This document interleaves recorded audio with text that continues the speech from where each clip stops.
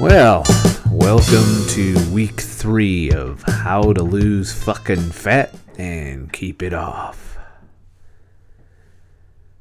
So, last week, it was kind of probably a little soon to start doing 24-hour fasts, but honestly, I wanted you to try, just to see where you're at. Some people are remarkably able to do these right off the bat, and if you're one of those people, then by all means you should be using that protocol, which is basically the 5-2 diet. 16-hour fast, 8-hour eating windows on most days. Then you pick 2 days where you go 24 hours. That's you don't eat till dinner time. And you should be seeing results with that if you are not over-consuming during your eating window. As in, I know you're probably still eating shit, junk processed foods. But if you watch your calories on those junk processed foods, you'll be hungry, you'll have lots of cravings, and you won't feel that great. But you can lose weight with this protocol if you keep your calories down within a certain amount. Now we're going to nudge it a little step forward. We're going to tweak the 5-2 diet to get the best results. I also wanted you to reduce your carb intake to 100 grams per day, maximum. This is about roughly the amount of glycogen your liver holds. If you're not exercising, this is the best carb load that you should do. Anything more, and you're working against yourself with your fasts, and you'll have to do longer fasts and dramatically lower your calories. So I want to lower your grams of carbs to 75 grams per day. This from the next step forward. Now, this is labeled week 3. You got to understand, take your time. Stay at the stage that is working for you before moving on to the next stage. Once you hit a stall or a weight loss plateau, that is the time to bring in the next step. You can rush into all of this, but it will cause you problems further on down the line. And we're going to get into that today. This week is less about changing the protocol. Yeah, I want you to lower your grams of carbs to 75 per day. This is not going to put you in a ketogenic state, most likely, unless you're doing shit tons of exercise. So it's to get you in the habit of consuming less processed foods, because anybody who has done a low-carb diet knows that processed foods aren't exactly friendly when it comes to a low-carb diet, because they are laced with sugar and generally have shit tons of fucking carbs, among other unhealthy crap that's stuffed into them. So reducing these by reducing our fucking grams of carbs per day is a way to wean yourself down. I would love it if you could go down to 50 or even 30 grams of carbs a day. Not everybody is ready for that. You may have some serious addiction to carbs, so we got to get you used to lower levels and then try and remove them completely from, and just eat whole, as whole as we can get in our fucked up food society, which I'm going to do an opinion video next week about that, because I came across some other stuff that's interesting about our ancestry and things that we used to do back before all of this poison hit the market. So this week, I want you to focus on one very important aspect that's often overlooked when you're trying to lose weight and overcome obesity and metabolic disease. That is self-education. You need to learn how your body works. Your body, not just everybody. Your body. How does your body work? And there's two ways to learn about your body. One is find out how others like you are reacting. Others that have the same symptoms. Obviously watching a fucking bodybuilder cutting, to lose weight and burn fat and him giving you advice is not the same as somebody who's fat as fuck, lost all the weight, and is giving you the advice. You are probably, if you are overweight, more like the guy that's also has come a long way. So you got to kind of look at what they're doing, what their results are, and what the outcome is. The number one cause of obesity in our society and in the world today is laid out pretty good in this link that I'm about to give you. If we look over here, it's called The Complete Skinny on Obesity. And it's a very well produced documentary. It's about an hour long. And it explains why we got fat, what hormones, and it does this in a very layman way, not as scientific as some of Dr. Lustig's past efforts. It explains some things that we can do to, and this is not a ketogenic, Lustig doesn't support a ketogenic diet. He doesn't believe, he does not support any particular diet. He just wants us to get away from the poisons that are surrounding us in the fucking grocery store that damaged us, that made us this way. Yes, there are healthy fat people. There's no doubt in my mind, but they're a minority. Most overweight people, to the tune of about 80% of overweight people have some kind of metabolic disease or metabolic damage. And it's from the shit that they talk about in this video. I implore you, I'm not even going to make this video very long. I'm trying to keep it under 20 minutes here.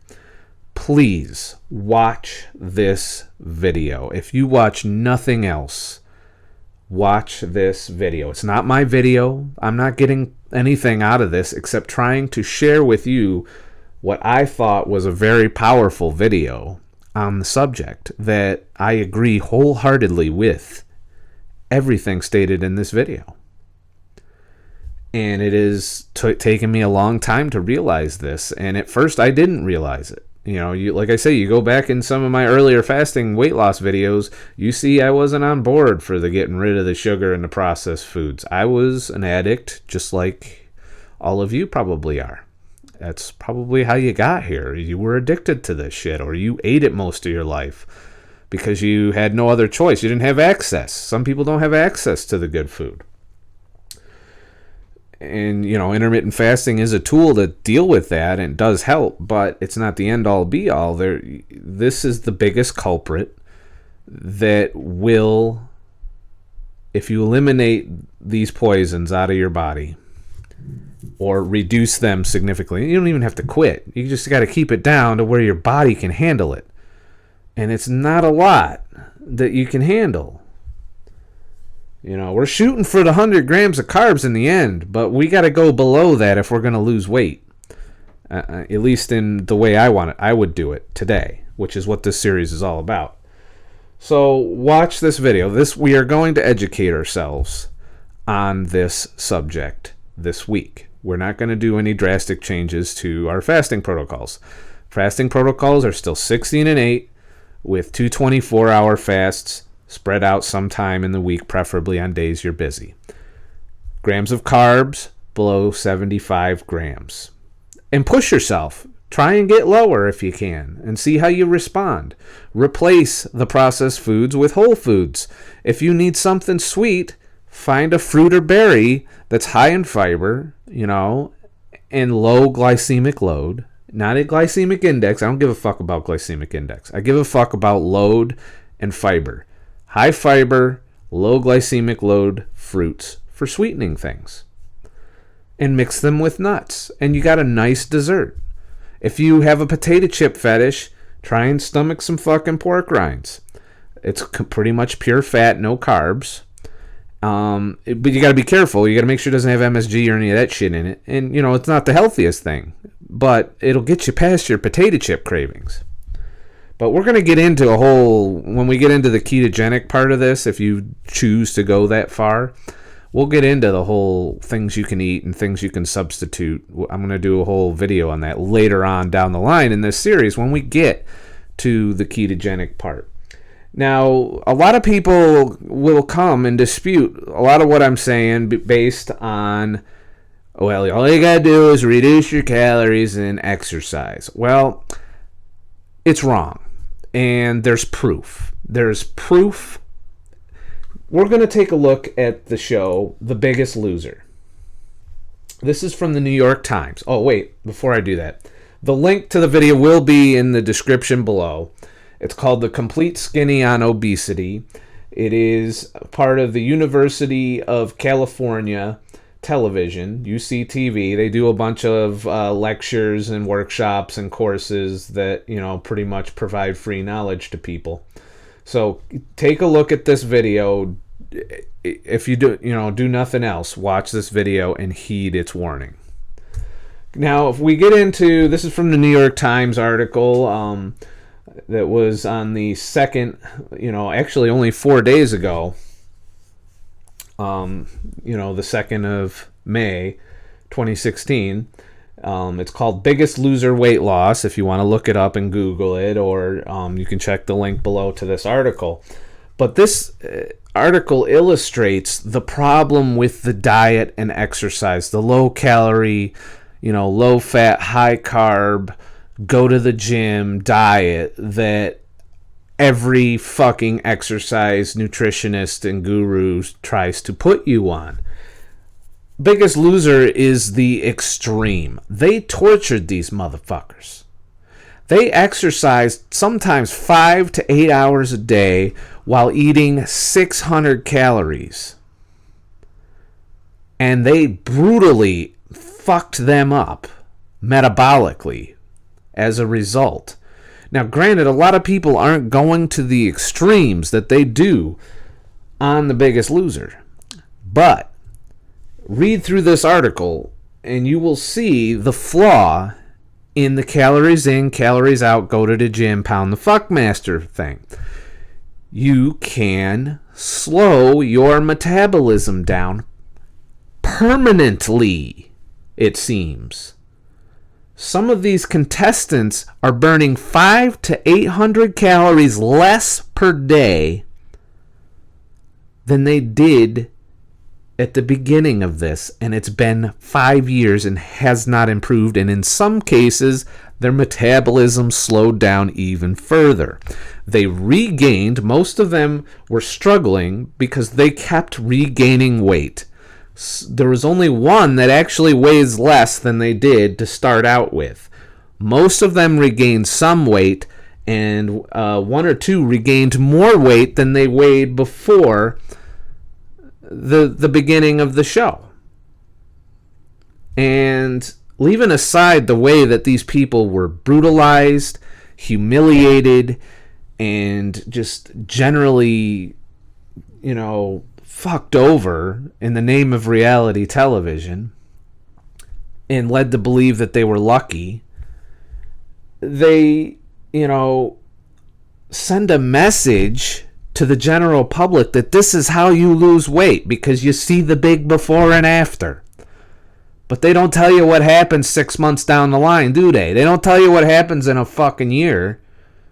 They just show you, oh, look at them. Look how much weight they lost. They hide their loose skin, which, by the way, all of them have. And one of them had to get bariatric surgery after the show to not regain any more weight, which, as we know, is surgical fasting and can be overcome by drinking liquids. So I really want to hit home that doing brutal amounts of exercise and keeping your calories under 1,000 per day, but eating every day is not the way to go. Intermittent fasting is the better way, in my opinion. Has my metabolism slowed down? I believe it has a little, to be honest with you. I think I have slowed my metabolism because I ate crap and restricted myself by not eating for longer periods of time than normal.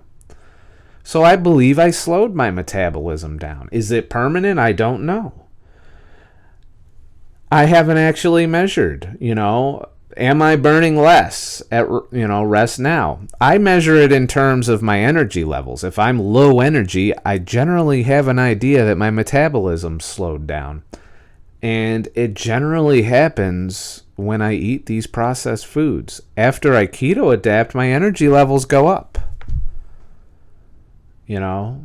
So you got to keep that in mind. Your body does not want to lose weight. It will slow you the fuck down in response to a massive weight loss. And you got to be prepared for it. And that's why you have to do lifelong intervention. You aren't done when you hit your goal weight. Then you shift to a maintenance protocol of some kind. You basically find out where your tolerances are and stay there until hopefully over a long period of time your body normalizes at that level. That's my hope. Once I get to my goal, I'm going to figure out my tolerance of carbs, how many calories I tolerate during a day without gaining weight. And I'm going to try and teach myself to sustain that for the long term. I can't go back to eating the way I was before. That's just not in the cards. I'm not able to do that, and you won't be either, more than likely. Most people who lose weight cannot go back to the way they ate before, or their exercise level, if they used exercise, which is one of the reasons I don't emphasize exercise. If you constantly have to run to maintain your weight loss and then maintain your weight, and you're constantly doing cardio and going to the gym 6 days a week, then you have to be able to go to the gym 6 days a week for the rest of your life.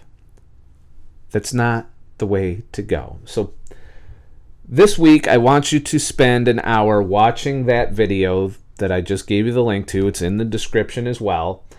And read this article on what happens in the extreme case of calorie restriction and exercise as a means of weight loss. This goes to them vegans out there too. You might want to look into this if exercise is how you're managing your health. So that's it for this. It's a nice, short, sweet week. Next week, we're going to start thinking about some more aggressive fasting tactics, but it won't be time for it yet. We need to stick with this 5-2 for about 4 or 5 weeks, to be honest with you. If you're not able to do this yet, if it's still too soon, keep trying. Periodically try and do your 24s and just take it as far as you can. If you fail at 17, if you fail at 18, that's okay. You'll be fine. Try again later. And on the days when you do your 24s, eat a normal meal. Do not compensate for not eating. By normal meal, I mean about 1,000 calories. You can do that, especially if you're still using processed foods. 1,000 calories, 75 grams of carbs. That's a pretty good fucking meal, especially if you put the right shit in it. But remember, as always, I am not an expert. I am just an asshole. And please put your comments and questions in the link or in the description or underneath the fucking video. Yeah. And I will answer questions. I just lost video, so you're going to look at me through this as I say goodbye. Anyways, have a nice fucking day.